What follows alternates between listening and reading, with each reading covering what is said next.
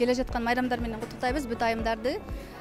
Күнү келе майрам, ошондой эле 8-марттагы бул форум, эл аралык форум, айымдардын арасында ишкер айымдарды көбөйтүү, андан сырткары бизнестерди өнүктүрүү, өстүрүү, андан сырткары бир гана Кыргызстанда эле болбой, биздин бизнестер чет мамлекеттерде болсун деген максатта. Азыркы кезекте биз Ош шаарында өткөрөбүз 27-мартта, андан сырткары Москва шаарында өтө чоң деңгээлде өтөт.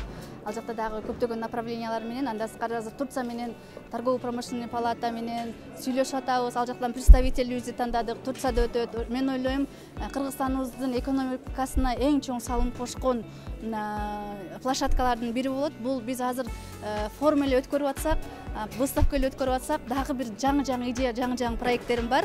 Кудай буйрса, эмкисинде көрө аласыздар. Сегодняшнее мероприятие, я думаю, его ждали все, потому что город соскучился по большим мероприятиям, и хорошо, что эпид-ситуация позволяет собрать замечательных подруг, участниц сегодняшнего мероприятия.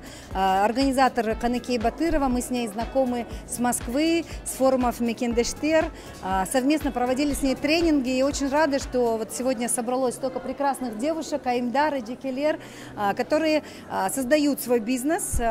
На бизнесе, да, и на налогах держится страна, экономика страны, поэтому я думаю, что в этом году, вот сегодня я тоже знаю, форум Курак совместно с Минэкономом подписали проект по законодательству по поддержке женского предпринимательства. Поэтому это будут льготы для женщин, кредиты для женского бизнеса. Если вы видели, когда я спросила, сколько здесь бизнес-вумен, почти, наверное, 90% подняли руки и сказали, что это все девушки из бизнеса, да, у каждого есть свой бизнес или кто-то работает на какой-то бизнес, поэтому я думаю, это хорошие новости. Если женщина образованная, умеет работать, умеет создавать рабочие места, она реализованная, поэтому у нее будет счастливая семья. И сильная семья – это сильное государство.